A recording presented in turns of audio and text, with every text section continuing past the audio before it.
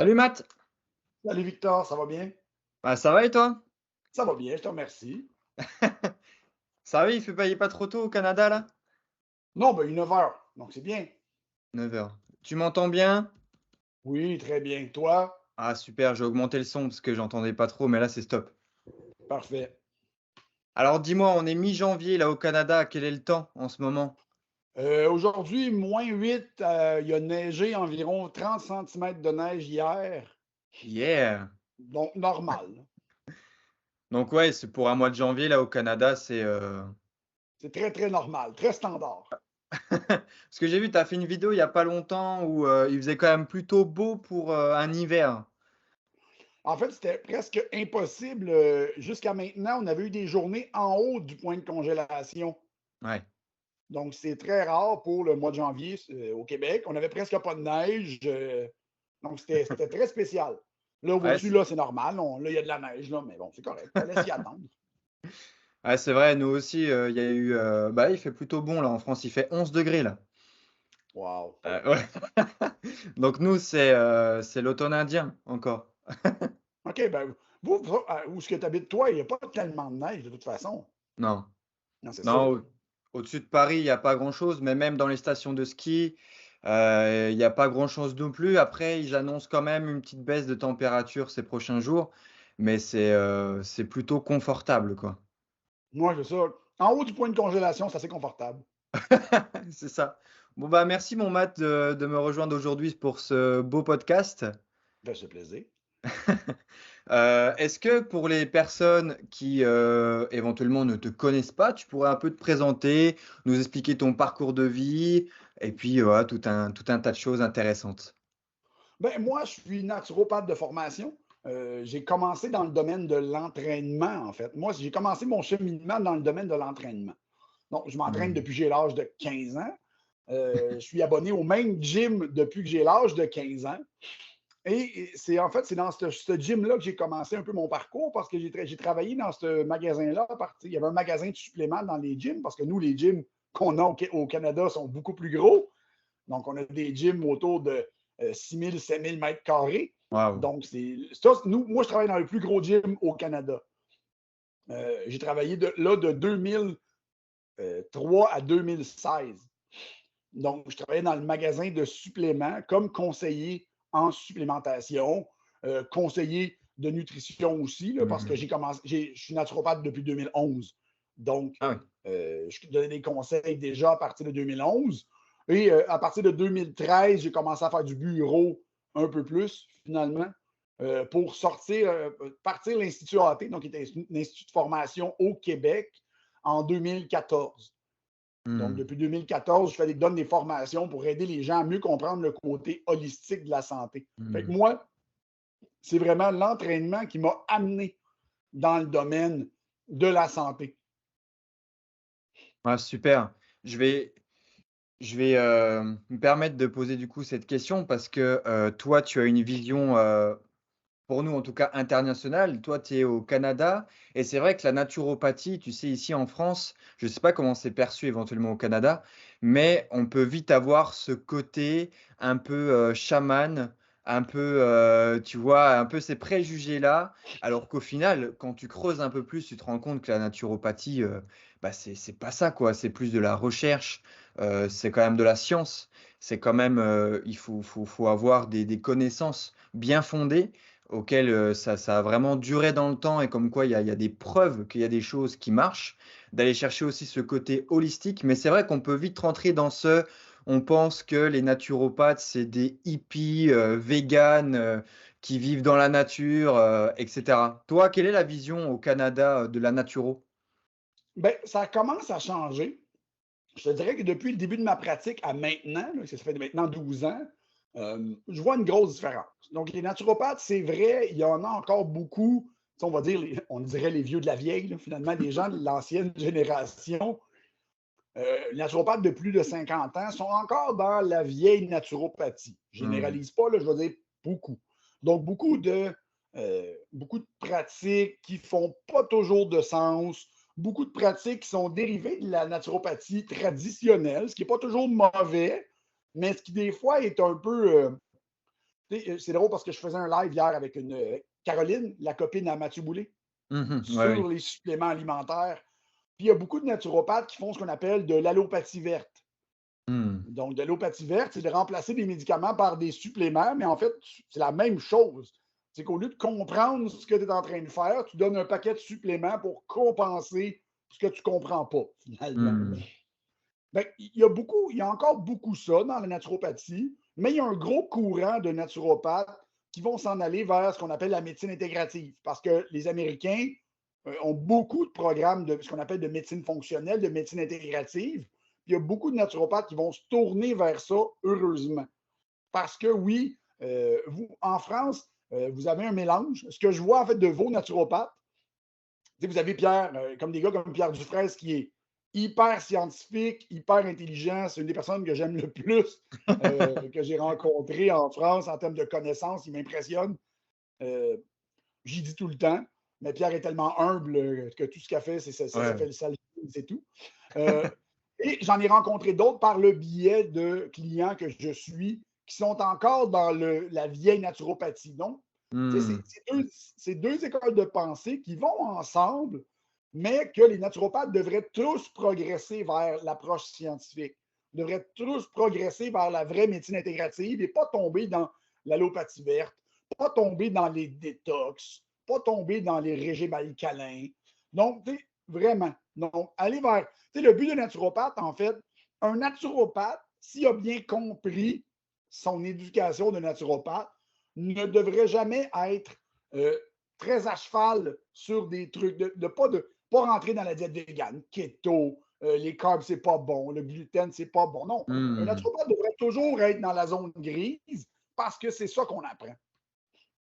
Et comment toi, tu arrives à transmettre ça à tes élèves, justement, d'avoir un recul derrière tout ça, que ce soit pas les émotions qui prennent le dessus? Parce qu'on peut vite être, je sais que toi, tu fais beaucoup aussi de posts dessus, tu as le côté marketing qui peut vite t'amener vers un extrême et puis t'embarquer et ne justement penser que tu es au bon endroit au bon moment, mais au final, tu plus qu'une mode de pensée, tu plus qu'une vision de pensée et des fois, savoir prendre ce recul de se dire: «OK, bon, au moins j'ai essayé, j'ai appris des choses en allant chercher cet extrême-là, mais il faut pas que je me perde. Il faut justement que je garde ce côté holistique, que mes émotions ne prennent pas le dessus. Puis on le voit beaucoup pour tout ce qui est vegan, pour tout ce qui est carnivore, pour tout ce qui est alimentation. Au final, on peut vite s'embarquer à et même après, quand on va avoir un client, on va vouloir lui vendre quelque chose plutôt que prendre le contexte de la personne, l'environnement de la personne et aller, vraiment l'aider par rapport à ce que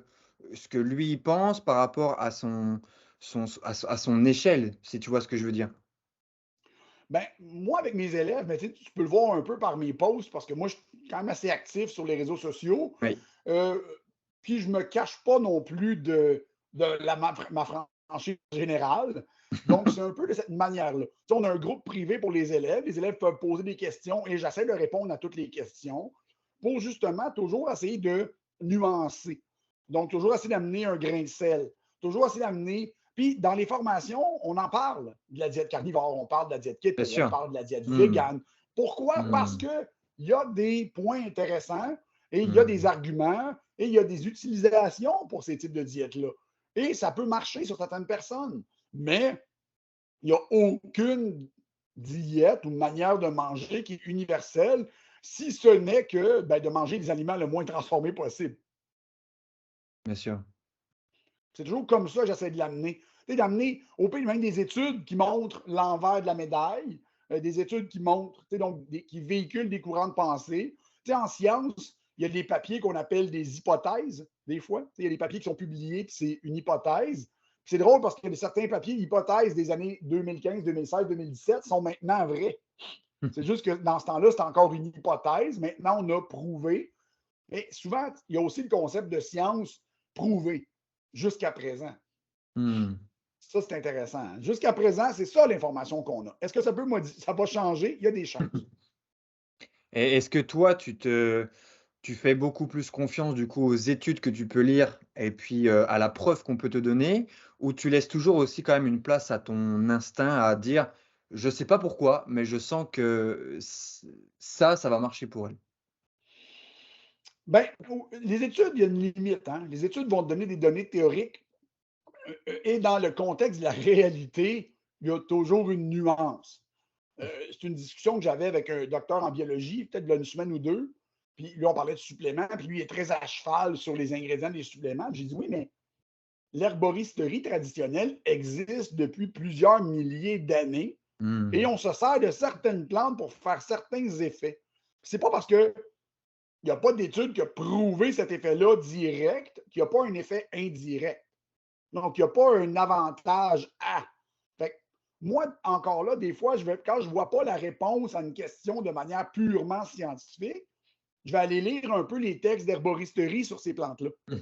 Sans trop, parce que des fois, c'est farfelu un peu, là, mais de rentrer dans Ah, OK, oui, regarde, ça ferait du sens. On va essayer ça. Hmm.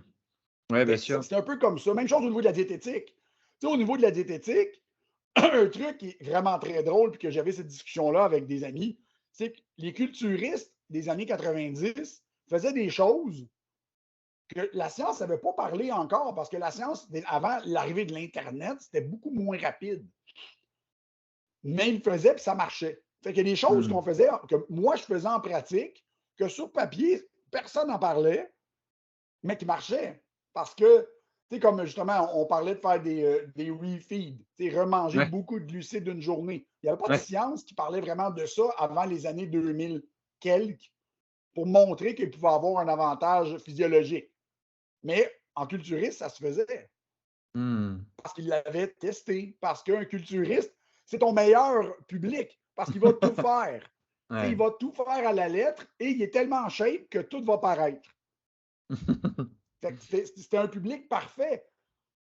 Mais ça l'a amené aussi une belle avancée au niveau compréhension, au niveau de la nutrition, je crois. Ouais, bien sûr, bien sûr. Et justement, par rapport au culturisme, est-ce que justement, de vouloir être un peu, de vouloir tester trop de choses ou de vouloir être, vraiment précis sur certaines choses, ça va pas, dénaturiser un petit peu sa façon de manger? Ben, c'est un peu ça. Hein. Je te dirais que c'est le discours que j'ai depuis. Parce que je suis quelqu'un qui est bon, assez ouvert. Toi et moi, on a mangé une poutine sur un train, donc je suis assez ouvert au niveau alimentaire. Mais plus jeune, j'étais un peu rigide. Ouais. Parce que je trouvais que les gens étaient tellement de l'autre côté que moi, je voulais tous les ramener du côté. Mmh. Mais je me rends compte en vieillissant, en pratiquant, en ayant une copine qui est végétarienne, qu'il peut Mmh. avoir une assez grande nuance alimentaire sur laquelle tu peux te reposer et avoir des effets. Moi, plus la personne est en mauvaise santé, plus au début je vais être flexible, mais moins je vais lui donner de flexibilité si ça ne se règle pas. Mmh. Parce que je veux pas, si on a des conditions médicales que je n'ai pas le droit de traiter, en fait, aucun naturopathe n'a le droit de faire ça, Mmh. mais que la personne veut que je l'aide avec son énergie, avec son mode de vie, ben, je vais être un peu plus stiff parce que son corps est plus en déséquilibre. Donc, il y a une charge allostatique plus grande, une difficulté à garder son homéostasie. Donc, je suis sûr que je vais être un peu plus à cheval sur certains principes de ramener l'homéostasie. Donc, il y a des erreurs que je vais dire à la personne, essaie de ne pas faire ça.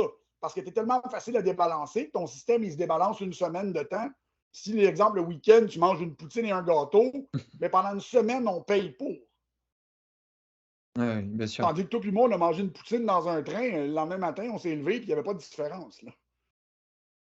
Et toi, quel est le plus gros problème récurrent que tu peux avoir de tes clients, et qu'est-ce que tu prends en compte aussi, quand tu as une personne qui vient te voir, est-ce que tu prends en compte les émotions, son alimentation, son sommeil, donc ce côté holistique qu'on peut voir, mais peut-être des choses un peu plus particulières que peut-être d'autres ne font pas?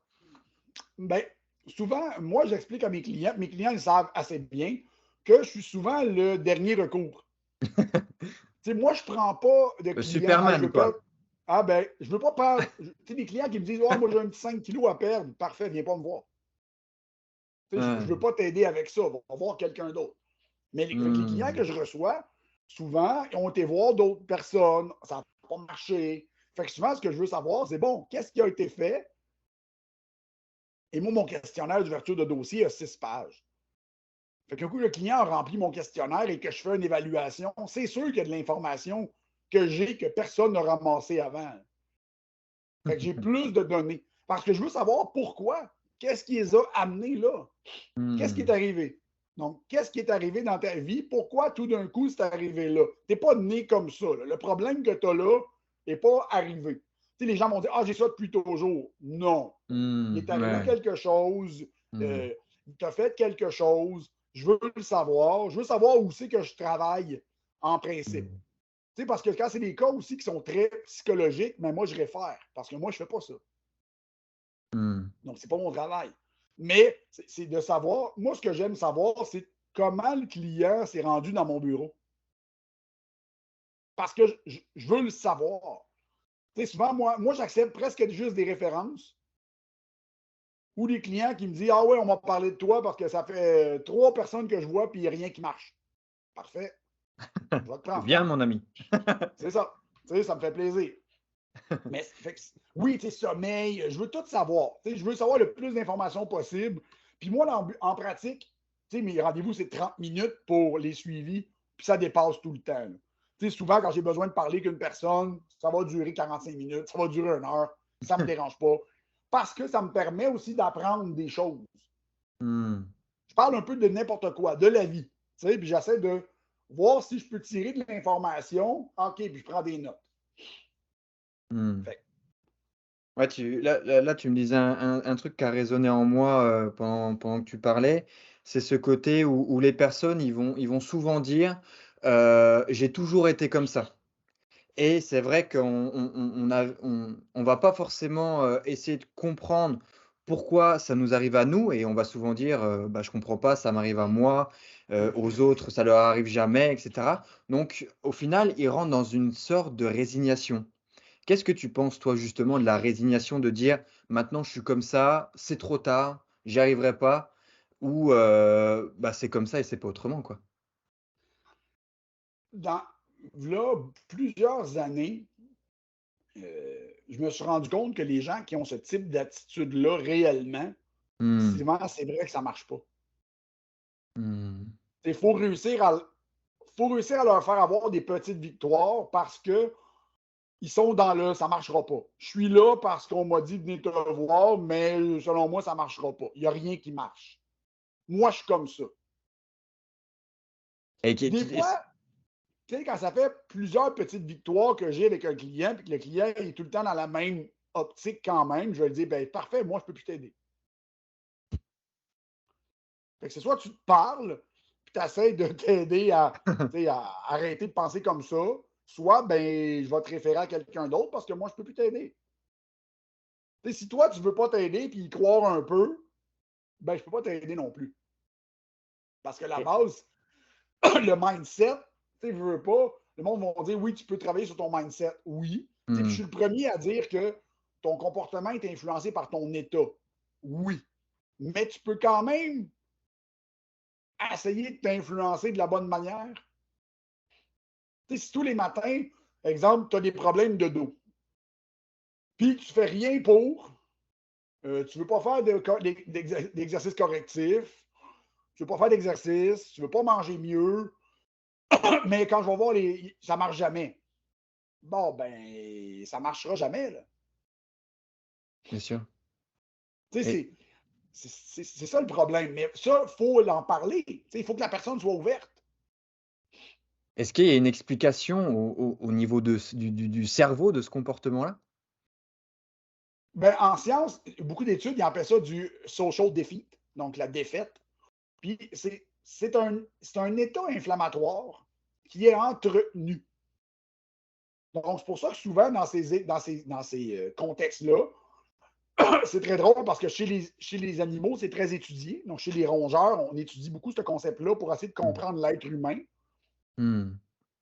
Euh, Et on remarque que souvent, quand on leur donne des choses comme la curcumine, oh, ça aide. Oui, parce que la base de ça, c'est une réaction inflammatoire. Tu sais, Mmh. dans la formation que je donne, tu le vois, l'inflammation vient changer la modulation des neurotransmetteurs. Bien sûr. C'est sûr que si tu donnes des choses, mais le supplément ne viendra pas régler ton problème. Tu sais, il faut vraiment faire tout. Donc, corriger l'alimentation, corriger ton sommeil, corriger un peu de choses, puis peut-être y croire un peu. Tu sais, il y a un minimum. C'est un Ouais. peu ça le problème. Mais ça marche. Tu sais, tu regarderas en ligne le Social Défi, c'est super hot au niveau PubMed. Tu as plein d'études là-dessus, Hmm, de fait chez les rongeurs surtout. Là. C'est vraiment hmm. intéressant. Donc là, en soi, on peut dire que la plupart des gens qui ont des problématiques, ce sont des gens qui ont une réaction inflammatoire qui est quelque part, quoi. Ben, c'est que le corps répond avec une inflammation. Parce que soit le corps était déjà un peu dysfonctionnel. L'inflammation, les gens ont de la difficulté à comprendre qu'il y a beaucoup de réactions qui sont inflammatoires et c'est nécessaire. Donc, tu as Hmm. besoin de l'inflammation. Tu as besoin de faire de l'inflammation. Le défaut, c'est quand le corps n'est pas capable d'arrêter ce processus inflammatoire-là. Parce Bah, que, tu sais, exemple, quand tu tombes malade, la réponse immunitaire, souvent, c'est une réponse inflammatoire. Bien sûr. Mais il faut que tu sois capable de l'arrêter. Il faut que le corps soit capable de résoudre le problème. Dans Hmm. les cas, maintenant, on parle de ce qu'on appelle du low-grade systemic inflammation, donc l'inflammation systémique à faible niveau, Hmm. qui nous vient de l'intestin. Donc, l'activation immunitaire qui est toujours un peu présente, que le système ne résout pas. L'alimentation et le mode de vie sont à la base de ça. Hmm. Chez l'être humain, si on empêche l'être humain de bien dormir pendant plus de 2 jours, on a une augmentation des marqueurs inflammatoires. Parce que le corps essaye de s'adapter. Donc, clairement qu'il y a un problème. Mais le problème aussi, c'est que les gens, si tu leur donnes pas une solution miracle, tu sais, bah, c'est tout le marketing. 3 semaines pour pouvoir perdre tant de poids, et cetera. En fait, ils n'arrivent Ouais. pas quand même à comprendre que c'est tout le chemin d'une vie, c'est une hygiène de vie, ça c'est pas que ça s'entretient, mais ça se ressent, ça s'ancre en nous et on arrive ensuite à construire quelque chose de positif. Mais quand tu vas leur demander des choses qui sont toutes simples, on a l'impression que c'est une montagne immense, alors que ça peut être des personnes qui ont connu des souffrances qui peuvent être extrêmes ou voire même des situations enfin, vraiment qui se sont mis dans des états beaucoup plus difficiles que simplement enlever certaines petites choses ou mettre en place des habitudes positives pour eux. Ben, c'est ça. Fait que, c'est pour ça que l'historique, poser des questions sur l'historique, c'est Comment on en est pertinent. arrivé là? Hmm. Tu n'as pas le choix, il faut que tu t'en poses. Qu'est-ce qui est arrivé là? Qu'est-ce qui est arrivé? Pourquoi il y a ça? C'est sûr que comme moi, je ne fais pas de psycho parce que je n'ai pas de formation. On en a en naturo. Hein? On a des légers Ouais, blocs de ouais, psycho, ouais, mais ouais, ouais. ça ne veut pas de nous des psychothérapeutes. Là. Ah non. Donc, souvent, je vais référer parce que je connais des Hmm. naturopathes qui ont des formations plus spécifiques en psychologie. Donc, des fois, ils sont plus à l'aise pour faire du suivi. Puis quand ça devient trop avancé, ben, on va référer à des psychologues. Donc, on ne s'improvise pas de ce qu'on n'est pas. Hein? Même s'il y a beaucoup de gens qui le font, là, normalement, on ne va pas faire ça. C'est sûr que le mode de vie, comment les gens ont été amenés, ça marche. C'est sûr que les méthodes miracles, c'est populaire parce que les gens, en fait, veulent la solution rapidement. Hmm. Puis on l'a vu, hein, ça a rapport aussi avec la modulation des neurotransmetteurs. Hmm. C'est comment le système entretient ses neurotransmetteurs. Tant que le système ne sera pas confortable, il va y avoir un débalancement. Mais s'il y a un débalancement, ça ne marchera pas. Le corps va. C'est pour ça que le concept de petite victoire, quand ça fonctionne, c'est bien. C'est toujours aller avec des petites victoires. Puis les Ouais. rappeler aux clients. Ah, tu te souviens quand tu es venu me voir, ça ne marchait pas. Ah, ben oui, tu as raison. Est-ce que c'est parce qu'ils essayent de se cacher justement derrière une émotion? Et comme tu dis, toi, tu as quand même cette humilité de l'envoyer vers quelqu'un si tu sens que c'est peut-être un côté un peu plus psychologique, mental, voire même on peut dire spirituel, à dire va essayer quelque chose. Mais au final, est-ce que toi, tu dirais qu'il faudrait quand même différencier la physio que du psycho, donc du corps, de l'esprit, ou ça reste quand même intimement liés? Parce que même si toi, tu vas apporter des bénéfices pour pouvoir avoir une meilleure homéostasie, avoir un meilleur équilibre, avoir une meilleure euh, hygiène de vie, ça va pas jouer quand même un impact sur le mental. Et inversement, si derrière, il y a une personne qui arrive à traiter les émotions, etc., la physiologie va se remoduler comme il le faut? Ben, dans plusieurs cas, ça peut marcher. Le cas où ça marche moins, c'est quand il y a un vrai traumatisme. Donc, quand il y Ouais, a un choc ouais. traumatique, quand Mmh. il y a un événement traumatique, Mmh. souvent la situation va tellement moduler l'état psychologique que oui, il va falloir que tu corriges la physiologie quand même, parce que souvent, il y a des problèmes au niveau de la physiologie. Mais le blocage peut être directement au niveau du cerveau. Et j'ai vu Mmh. des cas comme ça. Hein. Moi, je travaillais sur la physiologie, la théorie, puis les clients, ça allait bien, puis ça ne marche pas. Souvent, je réfère à Mélodie, donc la directrice de l'Institut, qui, elle, est plus à l'aise à travailler un peu, elle a des études dans ça. Et le cas, pouf, il débloque. La personne n'avait pas de changement vraiment au niveau de Ah ouais, c'est ouf. l'alimentation. Tout d'un coup, pouf, perd 15 livres en un mois. Waouh. C'est parce qu'il retenait quelque chose. Ouais. On a vu, il y a des cas documentés de ça, hein, des gens qui ont eu des traumatismes, des femmes avec des agressions sexuelles, qui engraissent, puis finalement, on se rend compte que c'est pour se protéger. Ouais, oui. Moi, je l'ai dit tout le temps, hein, prendre du gras pour l'organisme, c'est un mécanisme de protection. De Mmh. quoi? C'est ça qu'il faut que tu trouves.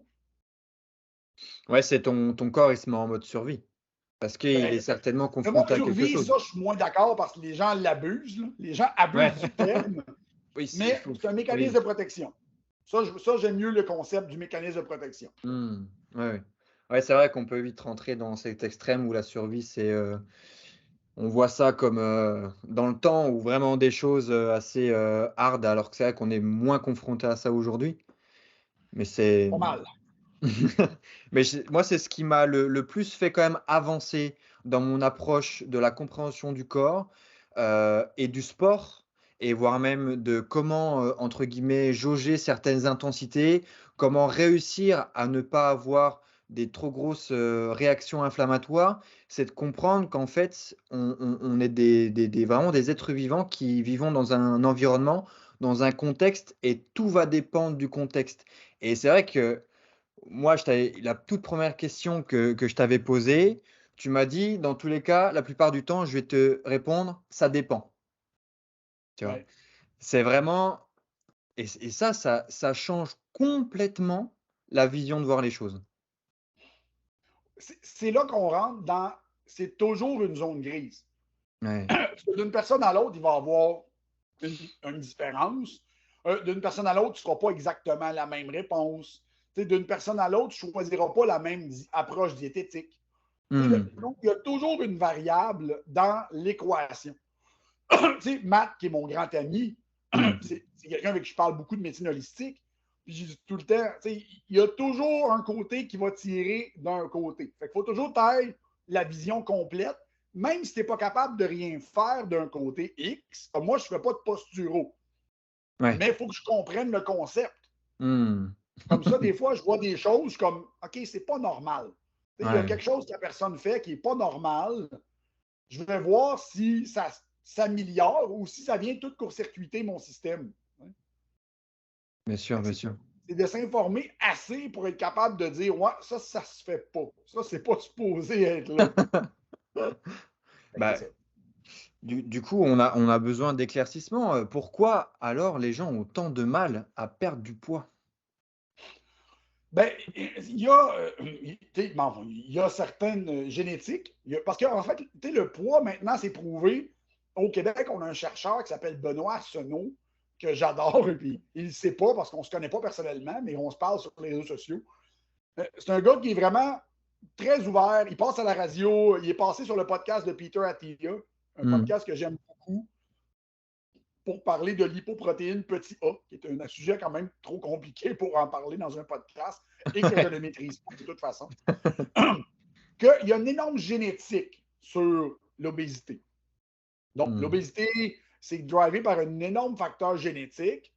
En ce moment, les chercheurs qui en parlent le plus, c'est l'équipe de Kevin Hall, qui est un chercheur britannique, qui en parle beaucoup, qui a beaucoup d'études. Lui, sa théorie, c'est sûr que c'est les aliments transformés au niveau nutritionnel. Donc, la disponibilité des aliments transformés. Mmh. Après, tu as des gars comme Stéphane Guillonnet. Stéphane Mmh. Guillonnet, lui, est spécialisé sur l'effet cerveau de l'alimentation. les deux s'entendent assez bien pour dire qu'il y a aussi un effet additif de la charge de stress. Donc, Hmm. l'effet du cerveau à la base, donc le tonus sympathique que la plupart des gens vont naître dans. Parce que ce que les parents ont fait quand tu étais dans l'utérus, l'environnement quand tu étais bébé, va aussi moduler ta capacité à garder ton tonus sympathique, parasympathique. Et malheureusement, ben, les parents sont occupés, ils travaillent trop parce que le coût de la vie est trop cher, parce que tout est dégueulasse. Puis c'est pour ça que j'ai pas d'enfant. Mais non, c'est pas vrai. C'est une des raisons pourquoi j'ai pas d'enfant. L'autre raison, c'est parce que je veux mon temps à moi, puis je veux aller faire des voyages. Mais, donc, on va arrêter le discours que je veux sauver la planète. Je veux me sauver le cul en premier. Mais c'est tout cet environnement-là. C'est l'influence du mode de vie moderne et la disponibilité de la nutrition moderne. Hmm. Parce que c'est un mélange de ces deux choses-là. Et après ça, il y a la génétique. Il y a beaucoup de côtés génétiques qui viennent influencer parce que c'est pas vrai que tout le monde devrait être mince. C'est pas Ouais, vrai. bien sûr. Tu sais, le fameux discours, toi aussi, tu pourrais être comme ça. Non, tu peux pas, ta gueule. Tu sais, je veux dire, ça, là, moi, quand je vois des pages de filles, surtout les filles, là, les femmes, là, parce que ça me dégoûte complètement, là, qui Hmm. parlent de oui, tout le monde peut avoir ce physique, il suffit de joindre. Non, non, non, Ginette, tu peux pas avoir ce shape-là. Tu pourrais être en meilleure santé, tu pourrais être plus mince peut-être si tu arrêtais de manger 3 toasts le matin, mais non, c'est pas vrai. C'est pas tout le monde qui va avoir la shape à Pamela Anderson. Tu sais, ça marche pas. C'est pas comme ça que ça marche. Il y a un côté génétique. Tout le monde devrait y aller vers la santé métabolique. Donc, Hmm. améliorer ta santé métabolique. Si dans le processus, tu perds du poids, tant mieux. Tu sais, parce que la prise de poids, dans un réseau acceptable, mettons dans un. Puis je ne peux pas te donner de niveau acceptable. Hein, je n'ai pas cette donnée-là, elle n'existe pas. Mais je suis pas mal sûr que quand tu es en surpoids assez pour peser 3 fois le poids que tu devrais, il y a peut-être quelque chose que tu aurais dû faire. Il y a peut-être quelque chose qui aurait dû être fait. Et je ne fais pas de grossophobie, là. Je m'en sac complètement. Moi, je pense que le corps humain a une latitude dans laquelle il va travailler. Passer cette latitude-là, c'est sûr que tu t'exposes à développer des maladies plus qu'une autre personne. Ça, c'est prouvé par la Hmm. science. Hein. Je ne l'invente pas. Ce n'est pas du tout parce que j'aime pas les gros. Il n'y a aucun rapport. J'aime Bien beaucoup. sûr.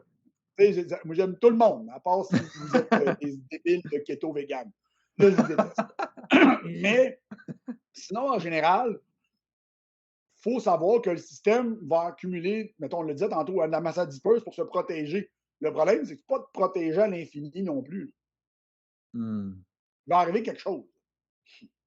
Mais pourquoi on arrive quand même à cette société où les gens, ils veulent absolument ressembler à ce qu'on pense être idéal? Et je me demande même comment on en a arrivé à cette conclusion de dire cette shape-là, c'est quelque chose d'idéal pour l'être humain, pour cette espèce humaine, parce que c'est vraiment quelque chose qui est propre à notre espèce, quoi. C'est vraiment, les personnes disent: «Je veux devenir comme ça», avant de regarder qui ils sont vraiment.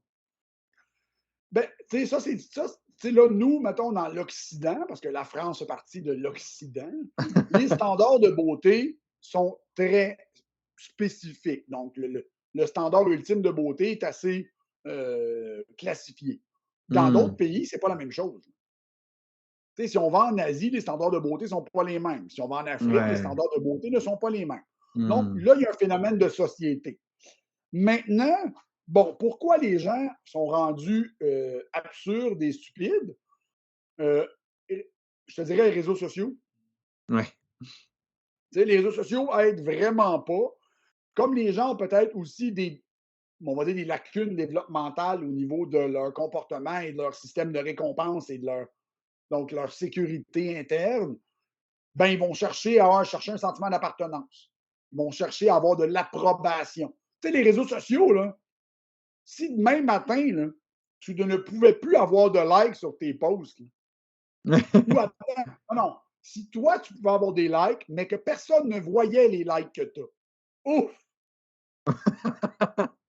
À mon avis, Ça c'est rend. terminé. Le trois quarts des filles qui se montrent le cul, plus d'Instagram. Parce que souvent, c'est de la valorisation, mais c'est de la valorisation aux yeux des autres aussi. Mmh. Tu sais, si c'est juste toi qui vois, là. Tu sais, comme toi, mettons, tu fais un podcast. Tu vois ton nombre de vues. Parfait. Mais il faut que tu l'aimes, ton podcast, parce que c'est juste toi qui les vois. Tu sais, Ouais, c'est carrément, pas ouais. écrit. Tu sais, c'est pas écrit le nombre de vues tant que tu le partages pas. Mais la même chose, la fille qui met ses fausses grosses fesses sur Internet là, tout le temps. Là. Tu sais, nouveau tank top, ce que tu vois, c'est ses fesses. C'est comme moi, mais là, il y a des likes. Parfait. Si on ne pouvait plus voir tes likes, est-ce que tu posterais encore? Est-ce que du coup, c'est un peu un effet entre guillemets «mouton» qui fait que plus on voit de likes, plus on a envie nous aussi, d'aimer entre guillemets ce que les autres aiment? Est-ce que c'est aussi peut-être une question, peut-être que tu as d'autres mots pour le définir, mais de survie? C'est-à-dire que si on ne suit pas le raisonnement de la totalité, la globalité de la planète, bah, on risque d'être tout seul et si on est tout seul, on va pas forcément être heureux, on va peut-être pas avoir assez de nourriture. Enfin, je reprends des choses de l'ancien temps, mais Ben oui! Tu sais, ça peut être un mécanisme de protection, ça peut être une adaptation d'un mécanisme de survie qu'on va rester en groupe. Donc, on va suivre la meute parce qu'on ne veut pas se ramasser tout seul, parce qu'on ne veut pas être ostracisé, donc on ne veut pas se ramasser dans un groupe d'exclus. Tu sais, ça a été la même chose. On vient de passer 2 ans de pandémie. On a très bien vu ce qui arrive quand tu mets des humains contre des humains. Hein? ouais. Ça devient absurde en tabarnouche rapidement. Ouais. Pourtant, je pense que la pandémie aurait dû allumer beaucoup de gens, là, parce que c'était l'exemple parfait. Là. On avait l'exemple Mmh. parfait de stupidité humaine. Donc, Mmh. c'était l'exemple parfait. Mais je ne sais pas la réponse. Je le sais que les réseaux sociaux, autant ça aide, autant c'est intéressant, autant, tu sais, comme là, ce qu'on fait là, il y a des gens qui vont l'écouter et ça va les aider. Autant il y a des absurdités sans nom que ces gens-là mériteraient plus une claque en arrêt de la tête que des likes, Mmh. mais ça n'arrêtera pas. C'est un phénomène qu'on ne réussira pas à arrêter. Heureusement, maintenant, on a Elon Musk qui a acheté Twitter et qui Ouais. est en train de briser à peu près tout ce que Twitter faisait de stupide, mais qu'en même temps, il essaie de le mettre en faillite. Donc, tu sais, c'est stupide, mais bon, c'est ça le problème. Je pense que la société est rendue que c'est valorisé d'être stupide. Ouais. Mais est-ce que tu penses pas que c'est aussi pour eux peut-être une telle perte d'énergie de se rebeller contre tout ça qui fait que, ben et ça les gens en fait n'ont plus d'énergie. Les gens on le voit bien, tout le monde est fatigué et cetera et de se rebeller, de se battre contre quelque chose, qui font pas sens au final. Parce qu'il y a plein de gens, qui peuvent se dire: «Ça ne fait pas sens, tout ce qui peut se passer ou certaines choses qui peuvent se passer, pour moi ça ne fait pas sens» et en me renseignant un peu, on se rend compte que, ben, ça te fait réellement pas sens. Mais, mais est-ce que c'est pas aussi, bah, comme tu le dis, un réflexe de protection qui fait que les gens préfèrent souffrir dans quelque chose où ils sont quand même confortables, plutôt que de sortir de leur zone d'inconfort, quitte à changer toute la modalité de pensée et de vie? Ben oui, puis tu touches à un point vraiment intéressant, c'est que les gens ne veulent pas mettre l'effort pour y arriver. Mmh. Parce que je veux pas, tu sais, moi, c'est un de mes combats permanents, de toujours me retenir un peu, de pas trop rentrer dans le débat Ouais. public, parce que ça me gruge de l'énergie incroyable quand je fais ça, et j'essaie de pas le faire, parce que je fais ma partie à moi. Tu sais, je vais faire mes posts, puis tu remarqueras souvent, là, sur mes posts, je réponds à certains commentaires, mais si quelqu'un veut s'astiner, moi, m'astine toute seule. Tu sais, moi, je ne suis pas là pour m'astiner. Là. Je suis là pour te montrer ce que j'ai lu. Voici Mmh. les études. Tu n'es pas content. Oui, encore lisse. Mais tu sais, c'est. Fait oui, il faut que tu sois capable aussi de mettre ton énergie où c'est payant, où tu as Mmh. des chances de peut-être faire avancer. Tu sais, Mmh. on va dire, comme Don Quichotte, te battre contre des moulins avant. Là. Ouais. Pas toujours l'idéal. Hein? C'est difficile, puis tu ne gagneras pas souvent. C'est un peu pour ça que C'est aussi une raison, puis je suis content d'avoir une école pour ça, hein. C'est parce que j'ai de plus en plus d'élèves qui vont être dans le même discours que moi. Un Bien discours sûr. nuancé, un discours, fait qu'on est plusieurs, fait que le message passe plus. Ouais. Fait que c'est plus facile. Fait que plus on est, plus ça passe bien, plus ça devient une information qui est facile d'accès et que les gens voient.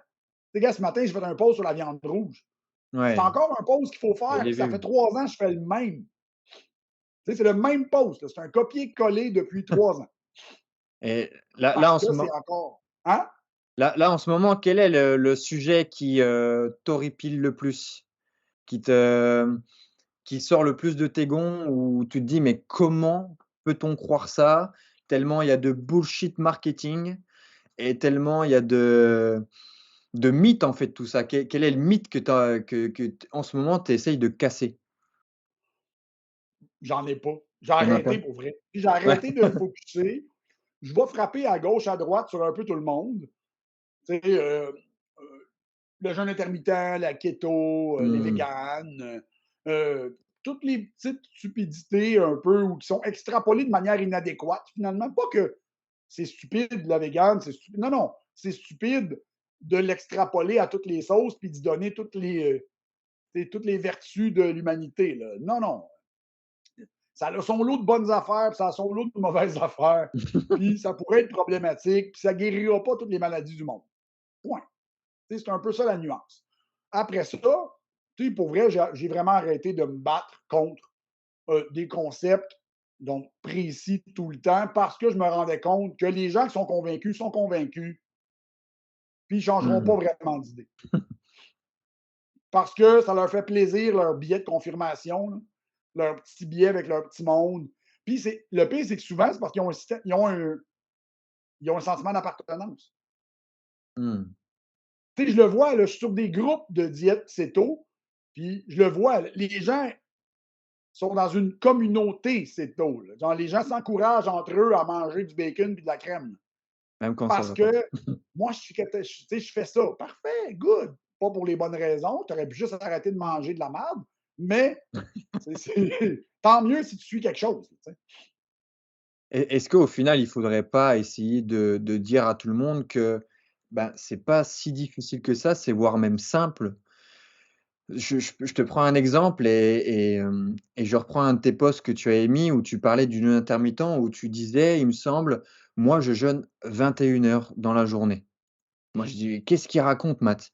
Et là, Matt, il dit: «Bah ouais, moi je mange de 8 heures à 9 heures, de midi à 13 heures et de 19 heures à 20 heures. Le reste du temps, je suis en jeûne». Et là, en fait, c'est un message où tu te dis: «On veut se compliquer des fois». Après, comme tu dis, il y a certainement des vertus, aux extrêmes, mais on veut se compliquer la vie des fois à vouloir mettre des choses en place, à faire partie d'une communauté, alors que juste si on mangeait 3 fois par jour sans grignoter constamment pendant les repas et que nos 3 repas, c'est des aliments, normaux, vivants qui sortent, voilà des bons commerces locaux et cetera, en fait, tout ira bien. Ben, c'est ça mon message souvent. Hein. Puis des fois, les gens ne comprennent pas trop. Je reçois des messages en privé, tu comprends rien, tu n'as pas lu. Je dis non, non, j'ai lu, j'ai tout lu. Mais je comprends que les gens n'ont pas besoin de se faire pousser un concept extrême. Quand le matin, en ce moment, ils se lèvent, ils prennent un café, 2 sucres, 2 crèmes avec un petit matin chez Tim Hortons. Nous, c'est un genre de Egg McMuffin de chez McDonald's. Ouais. Donc, un muffin anglais avec une saucisse. Là. Donc, c'est comme moi, mais les gens peuvent déjà. Il faut qu'ils modifient ce qu'ils font déjà, pas passer d'un extrême à l'autre. Mmh. Donc, c'est pas mieux. Mange mieux, améliore tes trucs. Si tu veux essayer le jeûne intermittent, essaye-le. Mais passe pas d'une alimentation nord-américaine moyenne, donc pourrie, à ça. Parce que c'est pas ça. C'est pas comme ça que tu vas réussir, en fait. C'est sûr que c'est pas comme ça que ça réussit. Parce qu'il y a plein d'avantages, le jeûne intermittent. Il y en a plein. Pour vrai, pas au niveau de la perte de poids, mais au niveau de la restructuration, au niveau de la santé métabolique, il y en a pour vrai. Mmh. Mais est-ce que tout le monde devrait faire ça? Ben non. Moi, j'ai essayé, là, puis même moi qui mange très bien, qui a un mode de vie pas trop stressant, à part quand je me donne du stress moi-même, suis pas capable. J'ai trop faim, ça dérègle mon appétit, ça dérègle mon sommeil. Parfait. Les gens me disent, oh, mais c'est parce que tu n'as pas fait assez longtemps. Oui, je m'en fous.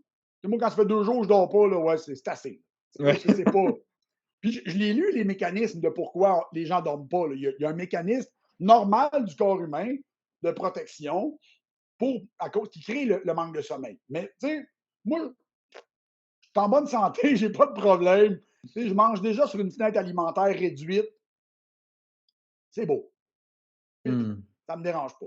Fait que chaque personne devrait faire ce qui lui convient à lui ou dans lequel il voit des avantages. Hmm. Hein. Super intéressant. Et qu'est-ce que tu penses, ça me venait en tête juste comme ça, de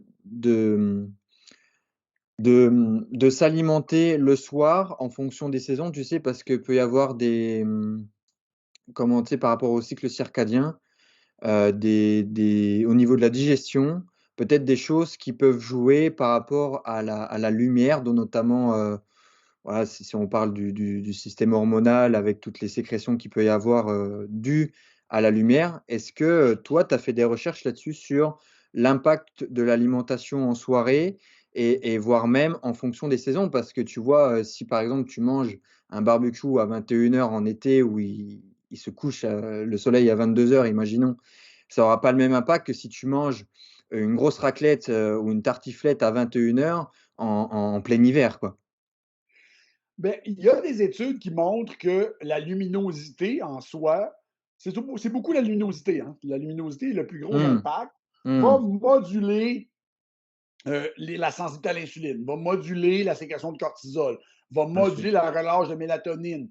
Donc, va moduler la réponse du système en général, donc à l'alimentation. Il y a plusieurs études qui montrent que de manger beaucoup en soirée pouvait être un problème. On pouvait déphaser le cycle circadien, pouvait faire déclencher des mécanismes qui n'étaient pas adéquats. On voit ces études sur l'humain. Euh, il y a beaucoup d'études épidémiologiques, donc ça veut dire pas très scientifique, c'est ramasser des données dans une population. Les études qu'on a sur les animaux là-dessus sont quand même assez claires, que normalement, de manger en dehors de la phase active, donc la phase active étant la phase de jour, ça pouvait avoir des désavantages, surtout si on mangeait des aliments ou un repas très, très riche en calories. Encore Mmh. là, est-ce qu'il y a une adaptation à ça? Est-ce que Mmh. ça va changer d'une personne à l'autre? Est-ce que c'est un paramètre négligeable? À mon avis, oui, si tout le reste est bien fait. Si tu manges déjà très bien, disons que tu manges des aliments, déjà des vrais aliments, que tu manges un peu plus en dehors de ta phase active, est-ce que ça va changer beaucoup de choses, contrairement au fait de manger moins bien, mais de manger juste dans ta phase active? Je pense que la première équation est meilleure que la deuxième. Mmh. Après ça, on n'a pas des données à l'infini sur l'humain, hein, parce que ça coûte très, très cher de faire ces études scientifiques-là. Mais on le sait qu'idéalement, manger quand le soleil est couché, pour l'être humain, c'est pas toujours avantageux, surtout de manger beaucoup. Euh, même il y a des études qui ont été faites sur quand il va regarder le jeûne intermittent. C'est toujours mieux d'avoir le jeûne intermittent en début de journée, de manger et d'arrêter de manger Intéressant. plus tôt Ouais, que le ouais, contraire. Donc, ça, c'est ouais, éprouvé. 2, 3 études en ligne qui ont montré qu'il y avait une différence. Parfait.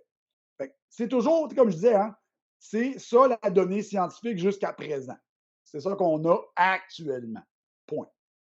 ouais, parce que c'est vrai que dans la société, sachant que le monde du travail fait que la journée, on est quand même, bien pris, c'est dans ces moments-là, on va retrouver, sa famille, on va retrouver heu, un champ social beaucoup plus important et hem et c'est là où on va certainement aussi, manger le plus ou en le peut-être se faire le plus plaisir parce qu'on est à plusieurs et qu'on veut profiter et cetera.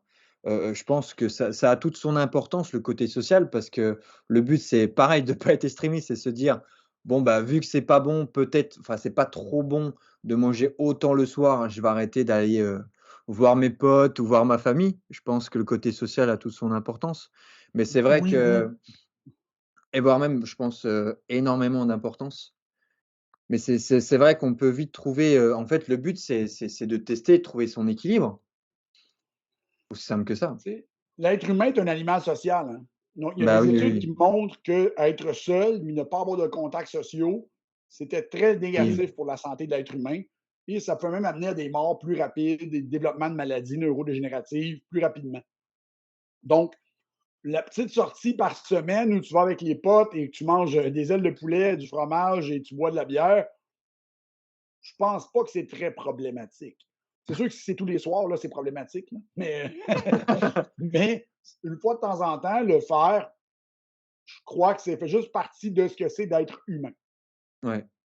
C'est vrai que moi, j'essaye aussi des fois de pas rentrer dans cette, d'extrême-là, me dire: «Je vais me couper de tout», mais je peux vite ressentir que, et je peux vite me rendre compte que quand je vais, à des soirées ou autres, que déjà de un les gens ne mangent pas la même chose que moi, qui Ouais, fait que de 2 je veux quand même entretenir ce lien social, mais que, bah, en fait, je mange et 1 heure ou 2 après, bah, j'ai un peu mal au ventre ou, je me sens pas forcément dans une énergie aussi saine que ce que je peux avoir l'habitude de faire et après la qualité du sommeil aussi est différente et le lendemain, je peux vite me ressentir, un peu pâteau, «Ah, je sens que hier, j'ai pas assez bien digéré», avoir un peu des espèces aussi de bouffées de chaleur la nuit où j'ai soif. Tu sais aussi cette sensation mmh.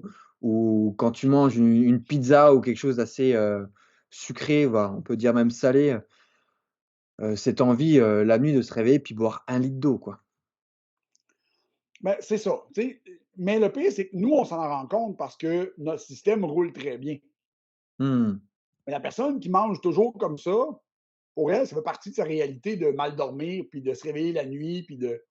Ouais, C'est ça qui est drôle, parce que j'ai plein de clients qui m'ont dit, avant de te consulter, ils disent, j'avais rien de ça. Non, tu avais toutes ces trois choses-là, mais c'était ta vie normale. Donc, tu tu t'en t'en rendais rendais pas juste pas compte. compte. Maintenant, tu t'en rends compte parce qu'il n'y a plus rien. Mais Ouais. Non, mais je me rends compte de ça et ça m'a fait, tilt beaucoup parce que j'ai mon père qui est diabétique et c'est vrai que je me suis rendu compte que je prenais souvent son exemple, c'était de se lever la nuit pour pouvoir grignoter et lui, son Mhm. péché mignon, c'était des glaces. Des fois, quand Oh! moi aussi je montais pour, enfin quand je sortais de ma chambre pour pouvoir prendre quelque chose, dans le frigo, bah, en fait, je surprenais mon père qui était aussi en train de manger quelque chose dans la cuisine alors qu'il était 2 heures du matin. Qu'est-ce qui fait qu'on a autant ce côté accro, à vouloir, est-ce que tout ça c'est lié à la glycémie, à l'insuline? Enfin, éclaire-nous Ça peut là-dessus. être relié à la glycémie. Donc, ça peut être relié aussi à la recherche de calme. Donc, il y a un lien entre manger Mmh. et se Mmh. calmer. Mmh. Donc, c'est un peu un mélange des 2, je dirais. Donc, on l'a vu avec des clients qui faisaient des hypoglycémies nocturnes, ça, j'ai déjà vu ça. Mmh. Mais j'ai aussi vu que les gens, c'est un besoin de réconfort, besoin de se recalmer le système, besoin d'avoir d'avoir ça finalement pour dormir.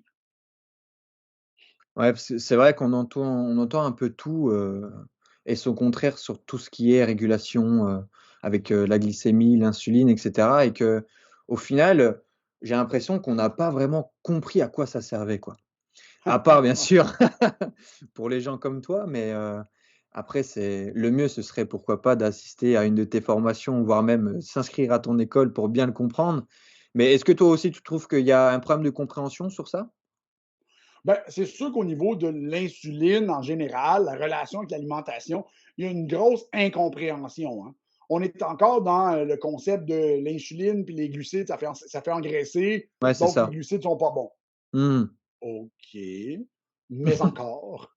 Tu sais, c'est que c'est encore une fraction de l'information qui doit être mise en contexte, mais un coup que tu la mets en contexte, tu te rends compte qu'elle fait plus de sens. Mmh.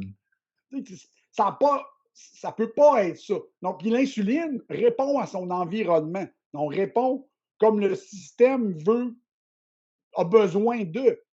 Fait que l'insuline n'est pas le problème. C'est pourquoi ton corps a besoin de faire autant d'insuline. Là, ça peut être un problème. Mmh. Non, c'est beaucoup plus compliqué. Fait que c'est l'équilibre énergétique, l'homéostasie énergétique qui vient changer la donne. Mmh. Et quand le système devient résistant à l'insuline, là, c'est encore pire. Mmh. Je trouve aussi qu'il y a aussi le cortisol, on peut avoir cette confusion de voir ça comme quelque chose de négatif, alors qu'au final, c'est une réponse du corps qui te prévient contre quelque chose.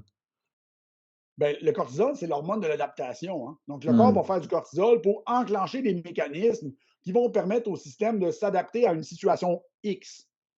Oui, il peut y avoir des mécanismes de maladaptation. Donc, le cerveau peut déclencher des relâches de cortisol pour des situations qui n'existent pas. Donc, exemple, on en parlait tout à l'heure de traumatisme. Donc, c'est fait partie de ça. Il y a des gens qui ont une plus ou moins grande sensibilité au cortisol, donc génétiquement ou aussi dans le développemental, mais c'est toujours relié à l'adaptation.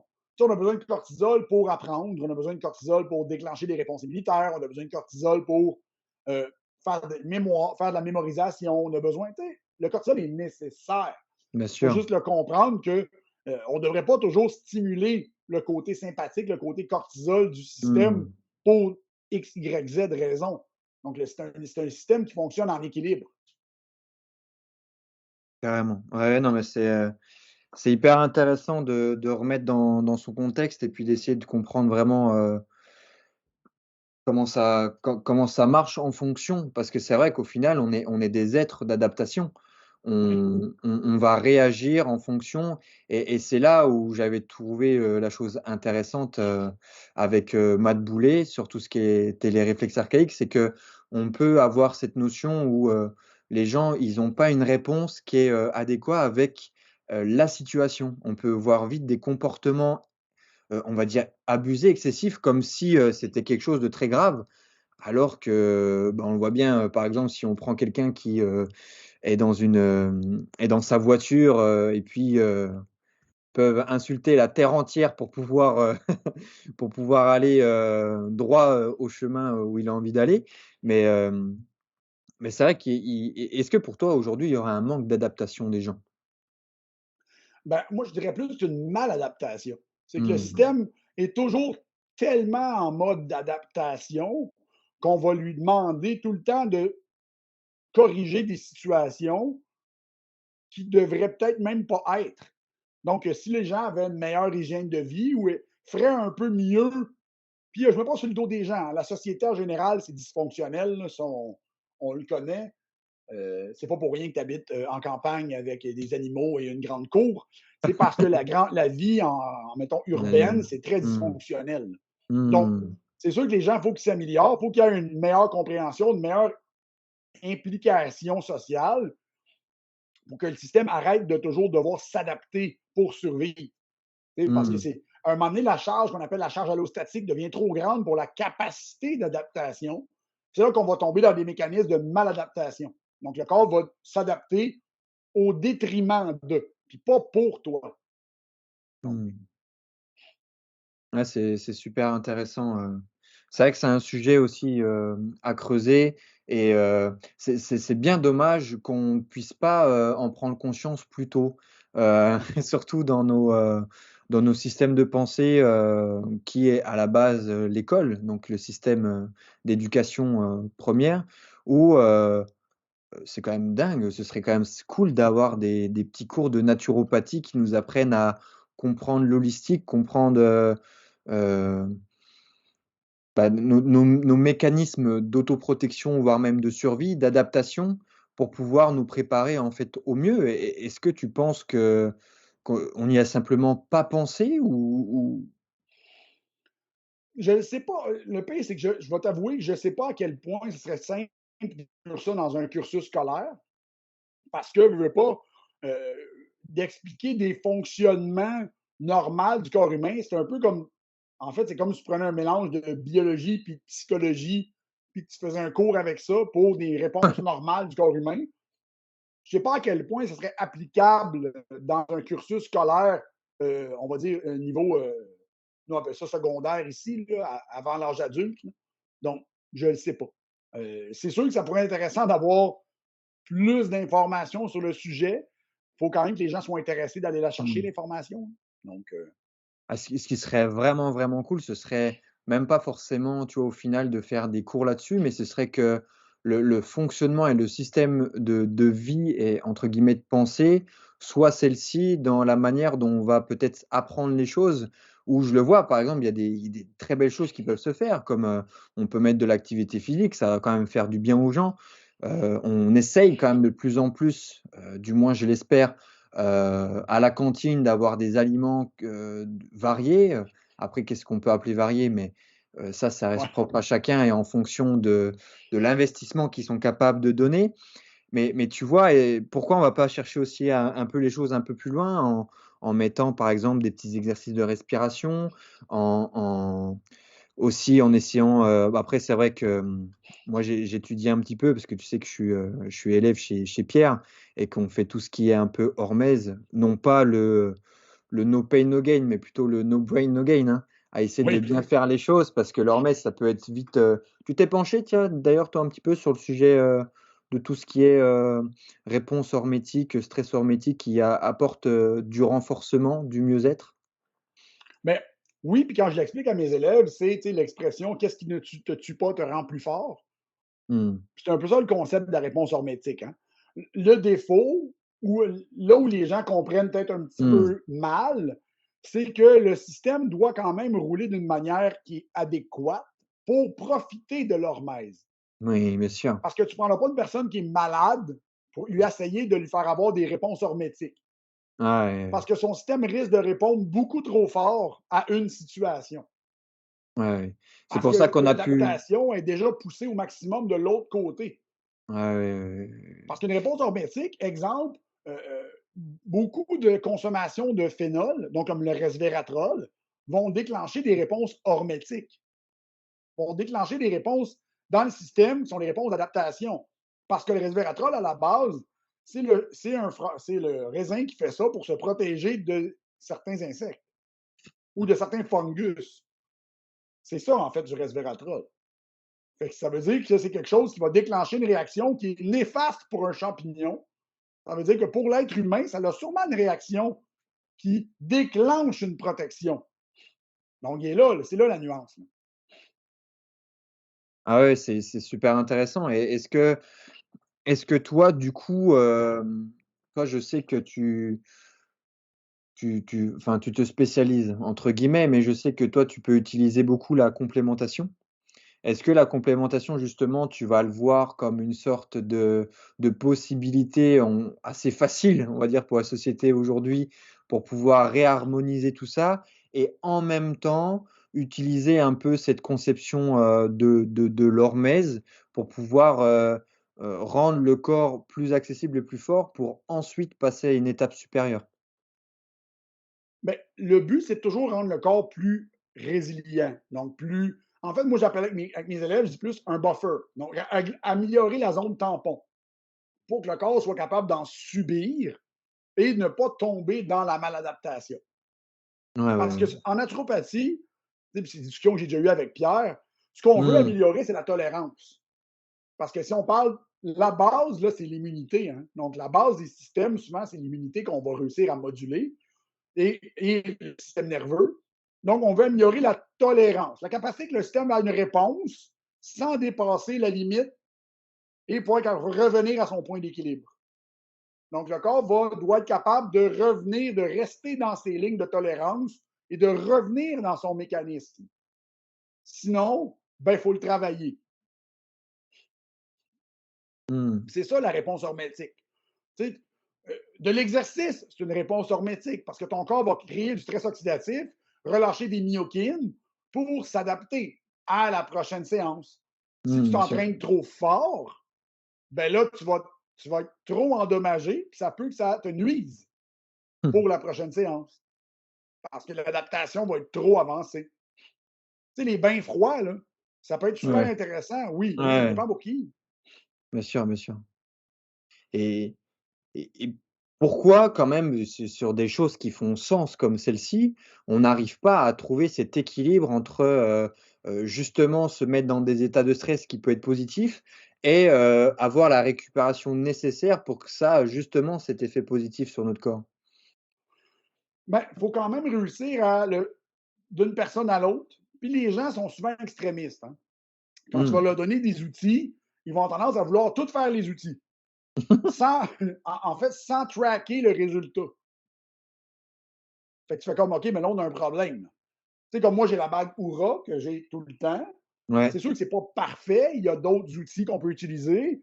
Mais moi, je track ma fréquence, mon HRV avec ça, donc ma fréquence de variabilité cardiaque, pour regarder des fois si ben, j'en fais trop. Si j'ai l'impression que j'ai bien dormi, mais finalement, peut-être qu'aujourd'hui, ça va être du repos. C'est comme là, Mmh. aujourd'hui, c'est ma deuxième journée de podcast. Hier, j'en avais deux. Aujourd'hui, j'en ai un avec toi, puis j'ai des clients après. Ça se peut que dimanche, je fasse rien. Ouais, Parce que parler toute la journée, c'est fatigant. fatigant. Ouais. Donc, je vais travailler, oui, je vais lire des trucs, mais ça se peut qu'aujourd'hui et demain, je sois quand même en mode mollo, puis lundi, on recommence. Ouais, c'est vrai que les gens, ils peuvent vite être, il faut se mettre vraiment à feu et à sang pour pouvoir, ressentir les bienfaits, pour pouvoir récupérer, mais en fait, on n'est pas obligé forcément, toi, là, on parle que simplement d'avoir une activité au final cérébrale, de par le dialogue, de par la recherche, de par et cetera. Il faut prendre ça en compte. Il y a pas que le fait de par exemple, on prend le sport et les sportifs, c'est ça qui on peut le mieux le ressentir dans son corps, hein. C'est vraiment une des activités où on peut mieux le ressentir. Mais c'est vrai qu'il y a beaucoup de choses au final où on ne fait pas attention et ça, je l'ai appris avec, par exemple, Matt Boulet où on a parlé, j'étais coach sportif, donc pour moi, le but, c'était des biceps, c'était des pecs, c'était des fessiers, tu vois? Et puis là, on m'a dit: «Mais mec, est-ce que tu as regardé, tu as checké tes yeux? Est-ce que tu as checké, ta mâchoire? Est-ce que tu as checké?» Tu sais? Puis on m'a dit: «Mais un biceps curl, c'est aussi important que du renfort au niveau des yeux si tu en as besoin». Oui, Et là, tu es comme ça, exact. tu réfléchis, tu te dis: «What?» C'est vrai que et après tu te retrouves à la salle de sport, à peut-être si c'est bon pour toi, à faire des exercices visuels et là les gens ils te regardent, d'un air de dire: «Mais qu'est-ce que fait ce mec-là?» Et c'est vrai qu'après si tu as compris le sens et que tu leur expliques, ça fait sens. Mais on n'est pas très sensibilisé à ça et il faut vraiment aller chercher, de par nous-mêmes pour, heu, pour vraiment comprendre tout ça, quoi. Il faut sensibiliser aux gens de solidifier les bases. Donc, solidifier comment le système fonctionne et de le mettre au mieux de notre possible si on veut être capable de performer. Mmh. Puis performer, c'est pas seulement performance physique. Hein. Performer, c'est vivre longtemps et en santé, d'être capable de rester debout, passer l'heure du coucher parce qu'aujourd'hui, on a des amis, d'être capable de manger le repas qui est un peu moins intéressant, puis de lendemain, tu n'es pas foutu pour la journée au complet. Donc, d'augmenter ta performance, ta tolérance à la vie. Ouais, bien sûr, c'est une autre vision, en fait, tout simplement, mais c'est vrai qu'on peut y Exactement. arriver, c'est un peu cet essai-erreur qui nous fait comprendre et peut-être on peut appeler ça de la sagesse, de se Oui, dire qu'au bout d'un moment, bah, c'est bien beau, j'ai essayé de performer, on va dire, dans l'autre sens où j'ai essayé de me donner un maximum, quitte à en détruire ma santé et puis je pense qu'on arrive à au final, la même conclusion, où, bah, en fait, entre guillemets, «la vie» ne c'était pas ça. La vie, c'est de pouvoir justement, s'épanouir aussi bien, personnellement, physiquement, mentalement, socialement, avec soi-même et avec les autres, sans forcément avoir cette notion de paraître où, hem, et bien, je veux montrer que je suis le plus fort, mon ego prend le dessus et cetera, mais c'est vrai que c'est toute l'épreuve d'une vie et ça demande comme je l'ai dit juste avant, une grande sagesse de se poser et puis se poser les bonnes questions aussi avec les bonnes personnes. Ouais, c'est tout un chemin. Ça m'amène vers, cette réflexion-là, à ce qu'on est en train de parler, mais c'est intéressant. ah, c'est le travail d'une vie. C'est ça, c'est ce que c'est. C'est le travail d'une vie. Ouais, bah, c'est super mon Matt. Bah, en tout cas, un grand merci pour cet échange. C'était, passionnant. J'espère qu'on va pouvoir se refaire des petits épisodes ensemble. Ah, bien Peut-être, sûr. et puis, bah, c'est vrai qu'il y a beaucoup de questions qui fusent.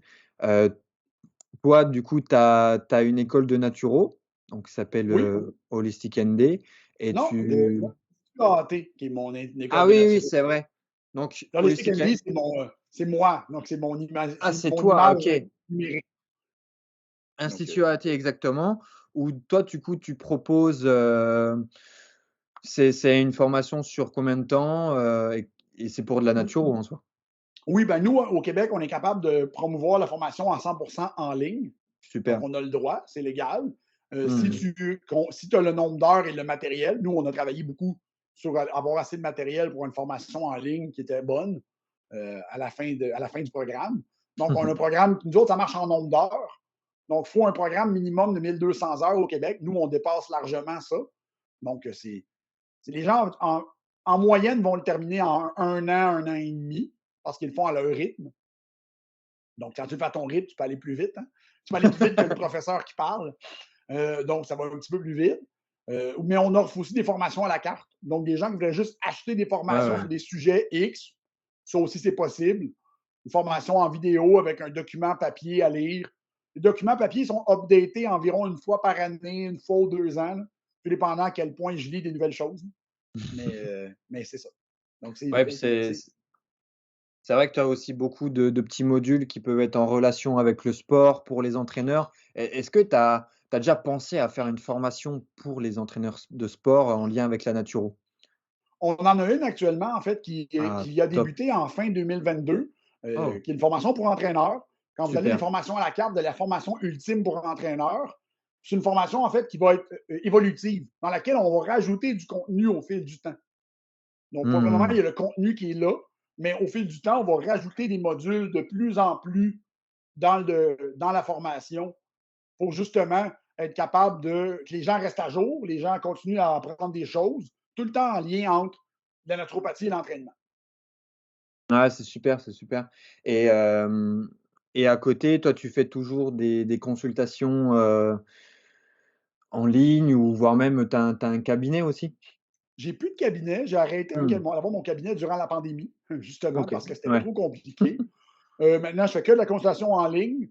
Normalement, les mercredis, samedis et dimanches. Comme aujourd'hui, en fait, après toi, c'est des consultations. Donc, c'est mes journées de bureau où je vais peut-être avoir une dizaine de clients par semaine. Donc, Ouais, ouais. c'est vraiment là, c'est parce que j'aime ça rester à jour, j'aime ça avoir les références, puis je m'occupe de l'école principalement. Et là, j'ai vu qu'il y avait, 2-3 touches pour pouvoir, éventuellement te rencontrer ou assister à une de tes formations, de séminaires, en Europe, on va dire ça comme Oui, ça. Est-ce que tu as des choses, peut-être de prévues, et de quoi tu vas parler durant ces séminaires-là? ben, c'est le même séminaire que tu as assisté. Donc, c'est la Oui, je sais performance bien. des personnalités où on va parler de neurotransmetteurs, on va parler de l'interaction. Donc, comment on fabrique des neurotransmetteurs, quel est le vrai rôle d'un neurotransmetteur, quelle est son interaction avec son environnement, Super. avec les hormones, parce que je pense que c'est le point que personne ne fait vraiment dans aucune formation, Ouais, de ouais, ouais. voir à quel point les hormones modulent et pourquoi les hormones modulent. Donc, il y a une raison en arrière de ça. Donc, moi, c'est beaucoup la raison. J'aime beaucoup aller chercher le comment du pourquoi pour que les gens soient capables de mieux le mettre en pratique. Donc, après ça, OK, Mmh. oui, il est arrivé ça. Ah oui, attends une seconde. J'ai pas pensé à ça. Hey, t'as-tu fait ça dernièrement? Oui. Ah oui, OK, bon, ça se peut. Prends la note. Donc, tu sais, le but, justement, c'est d'amener à la compréhension pour amener de la profondeur dans la compréhension du coach Mmh. pour faire des actions qui vont avec le client.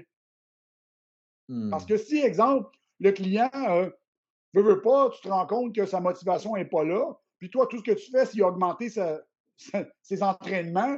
OK, mais essaie de comprendre pourquoi la motivation n'est pas là. Qu'est-ce qui se passe d'autre? Qu'est-ce que tu n'as pas demandé? Qu'est-ce que tu n'as pas regardé? Donc, c'est pas juste ton entraînement. Donc, regarde plus profond un peu. Qu'est-ce qui peut affecter la motivation? Parfait, pose des questions. Mmh. Donc, Ah bien c'est ça sûr, bah, le lien. non, c'est sûr, moi j'avais adoré cette formation parce qu'elle m'a permis de me poser les bonnes questions. Je t'explique pourquoi. Moi, quand je suis sorti de la formation, après avoir mangé une bonne poutine, c'est que c'est que elle était vraiment bonne quand même, hein, cette poutine. Oui, à Nancy, là-bas, la poutine était très bonne. Ouais. Tu sais que j'ai trouvé un camion, de poutine pas loin de chez moi. Pour vrai? Ouais, qui s'appelle Wow. la cabane du Papa Ours Wow. où, du coup, il fait soit de la poutine, soit des hamburgers qui l'accompagnent avec de la poutine. Wow. Donc OK, c'est là, parfait. là, tu bien. Mais franchement, même si, c'est toujours sympa de trouver ça à côté de chez soi, elle était moins bonne que celle de Nancy quand même. Parce que j'en Ouais, garde un je petit pense que souvenir. en fait, c'est le fromage et la sauce. Hein. Faut que tu ailles la vraie sauce, faut que tu ailles le vrai type de Ouais. fromage. Sinon, c'est pas la même chose. Ouais, c'était différent. Puis même, la pomme de terre, je trouvais aussi. Ouais. Tu vois, Ben, tu la sens coupe. quand ouais, Ouais. voilà. Et du coup, pour, en venir à ce qu'on disait, c'est que moi, ça m'a permis, de me poser pas mal de questions et de me rendre compte surtout qu'il fallait que je revoie pas mal de bases, qu'il fallait que je revoie pas mal de ce côté holistique et ça a été aussi ma raison forte, mais on en avait discuté ensemble, mais que je voulais faire la formation de Pierre parce qu'après cette formation-là, je me suis dit: «Il y a on peut justement aller chercher tellement de profondeur, mais pour pouvoir les comprendre, il faut recommencer». Tu vois? Il faut faire 2 pas en arrière pour mieux sauter, tu vois?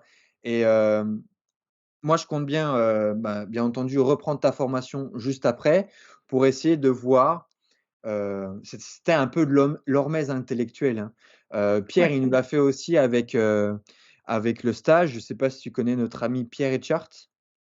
Non, Non, je il savais t'en a pas. jamais parlé, ben, je te conseille, un jour de c'est vrai qu'il communique pas trop sur les réseaux sociaux, mais c'est quelqu'un qui va t'emmener de par son enseignement, de par son dialogue, vers, u une telle complexité. Tu sais, il va chercher loin, il va chercher complexe, au final pour dire quelque chose qui paraît évident, tu vois? OK, En mode: ouais. «Attendez, attendez, attendez, je déroule, même si vous comprenez pas, essayez de comprendre, restez connectés, ça va aller» et après, en fait, tout ça, c'est parce qu'en fait, ça fait ça. Puis là, tu es en mode: «Ah ouais, le mec, il va chercher à ce point-là, quoi» et moi, ça m'a fait un peu cette sensation-là, même si, on va dire, ton discours était un peu plus scientifique. Tu prenais ça sur, ça se voit que tu adores éplucher et puis chiner un petit peu toutes les études qui peuvent se faire et surtout réussir à mettre en lien et c'est réussir à mettre en lien, c'est ça qui peut quand même amener à ces complexités, mais comme en maths, il a réussi à réfléchir à ça.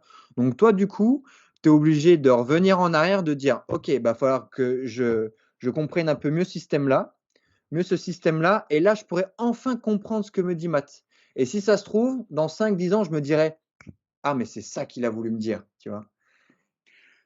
Puis c'est pour ça que ça m'a pris 10 ans à faire la formation. Ah oui, oui, bien sûr. C'est que j'étudiais, tu sais, à cause de la naturopathie, j'étudiais énormément les hormones parce qu'on apprend les hormones, mais les neurotransmetteurs, ça m'a pris beaucoup plus de temps parce qu'en naturo, on Mmh. n'explique pas ça. Tu sais, c'est pas dans le cursus Non. normal. Fait Ouais, qu'il a ouais. fallu que j'apprenne sur les neuros et après de faire le lien, de voir, ah, OK, mais Mmh. il y a une réponse, il y a quelque chose qui se passe là-dedans. Là. Fait que là, ça m'a pris du temps et amener la formation. Puis c'est une formation qui est toujours en constante évolution. Parce que, tu sais, celle que toi, tu as entendue, c'est pas la même que Oui. Gaël, que d'autres mondes ont entendu ailleurs. Ouais, bien sûr, bien Parce sûr. que j'ai lu d'autres choses, les questions ne seront pas les mêmes, fait que la formation va bifurquer ailleurs. Fait que c'est pour ça que c'est toujours un peu une expérience différente. Bah, c'est top et qu'est-ce que tu as, comme projet là en 2023 ou dans ces années prochaines? Ben, cette formation-là, c'est une formation que je vais continuer à essayer de donner un peu partout dans le monde parce que j'adore le OK, sujet. Puis je pense que c'est assez pertinent que les gens, ben, surtout ceux qui veulent travailler avec le monde en général, soient capables super. de comprendre cette formation-là, de faire des liens avec cette formation-là et leur pratique. Euh, je vais aussi m'en aller vers une formation qui va être beaucoup plus au niveau naturo, donc santé métabolique, donc expliquer l'obésité, le diabète d'une manière Mmh. holistique. Donc, c'est une formation que j'ai prévu commencer à développer quand j'aurai du temps. Et ça va se faire.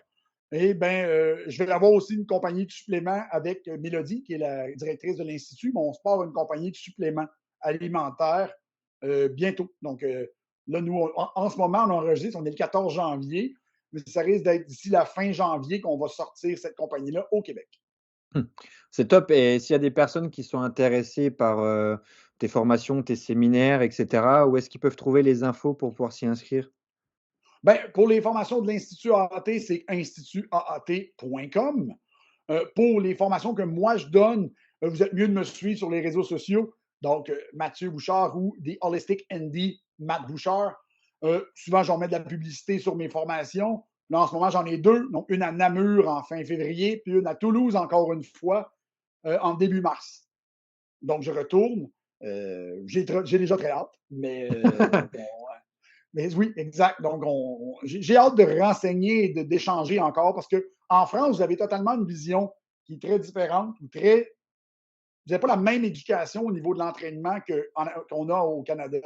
Fait que Bien ça sûr. amène vraiment, à chaque fois que je vais en Europe, ça m'amène à me challenger moi-même parce que c'est des questions que je ne me fais pas poser souvent. Ouais. Donc, j'adore ça. Ah bah, oui. Donc, je m'en reviens. Là. Oh bah, super, mon Math. J'ai pour habitude de finir le podcast avec 3 petites questions assez simples, un peu, drôles aussi, tu vas voir. Mais, mais voilà. La première, c'est si tu devais te réincarner en un animal, ce serait lequel et pourquoi? Wow! Ouais. Euh, je Première ne chose qui sais te vient à pas. l'esprit. Mais le pire, c'est que je ne le sais pas, parce que j'essaie de voir comment je pourrais te rationaliser ça. Mais parce que moi, je suis un être très rationnel. Je ne le sais pas. Pour vrai, je ne le sais vraiment pas. Je vais te donner mes contraintes, puis peut-être que ça va te donner une idée. Vas-y, Parce dis-moi. que je suis un animal qui a quand même une bonne capacité d'adaptation et qu'en même temps peut vivre assez longtemps pour apprendre beaucoup de choses. Ouais, Donc, je vois. j'aurais tendance à dire une tortue, mais Yes. parce que je pense que c'est des créatures qui ont une capacité d'adaptation qui est phénoménale, parce qu'ils sont encore sur Terre après des centaines de millions d'années et qu'on a Mmh. des tortues qui vivent 200 ans. Donc, peut-être une Mmh. tortue, genre les tortues géantes là, des Seychelles. Là. Donc, ça serait pas pire. Bah, tu vois, on est arrivé, à trouver quelque chose, c'est top. Si tu as un livre à nous conseiller, ce serait lequel et pourquoi? Peut-être un livre, qui t'a vraiment impacté, dans ta vie et ça peut être n'importe quel livre, hein, que ce soit, scientifique, spirituel, tout ce que tu veux. C'est drôle parce que je le mentionne tout le temps. C'est parce que toi et moi, on ne se connaît pas beaucoup. Moi, je ne lis pas de livres, j'ai bien de la misère Mmh. parce que je trouve ça long. Mmh. Euh, le seul livre que je lis dernièrement, puis que je n'ai pas encore fini, puis ça fait 2 ans que je l'ai acheté parce que je lis vraiment pas souvent un livre, Ouais. c'est le livre Behave de Sapolsky. J'adore la manière que Sapolsky amène le comportement humain. Je le trouve fascinant et j'aime la personne que Sapolsky est. Donc, ça m'aide beaucoup. C'est ça. Super et puis, ben, la dernière, on y a répondu un peu tout à l'heure, mais pour, te contacter, pour te retrouver un petit peu ou pour pouvoir échanger et dialoguer avec toi, où est-ce qu'on peut te retrouver? Ben, sur les réseaux sociaux, vous m'avez en personne, Mathieu Bouchard. Sinon, vous me trouvez sur mes différentes pages, ça s'appelle The Holistic ND, donc comme sur mon chandail, avec le même logo. On peut me trouver sur Instagram et sur Facebook. Et je partage des posts, je dirais, 3 fois par semaine environ. Ouais, ouais, Et je ouais. suis bien prêt à échanger avec les gens qui veulent mieux comprendre. Ouais, c'est super. Moi, je peux que conseiller vivement les gens à te suivre et à regarder ce que tu fais parce que c'est vrai que tu donnes déjà du contenu et ça, c'est rare, d'avoir des gens qui se dévouent à se dire, «Je vous mets ça, moi, c'est ce que je pense ou c'est ce qui est dit» et puis voilà quoi, sans forcément, rentrer dans le jugement ou dans des conflits donc et il y a souvent de la pertinence, hein, derrière tout ce que tu peux partager et tout ce que tu peux dire et il y a toujours aussi, derrière cette petite, introspection et cette remise en question, et qui nous dit: «Mais quel est le message qu'il veut nous faire passer?» parce qu'à chaque fois, c'est subtil, hein, c'est pas juste, «Je vous partage ça comme ça», tu vois? Il y a quand même un message derrière tout ça, donc voilà. Eh bien, merci mon Matt. Mais merci à toi, c'était un plaisir. Ouais, c'était super, un super échange. Je te souhaite une bonne journée, bon courage avec tes, clients, enfin bon courage. Aide-les Donc, bien toi comme il aussi, moi, faut. j'adore faire ça. Donc, Ouais, ça me fait c'est une belle journée pour moi. Donc, très belle journée à toi et dis bonjour à Mathilde. ouais, carrément toi aussi. Allez, à plus. Bye bye. À la prochaine. Bye bye.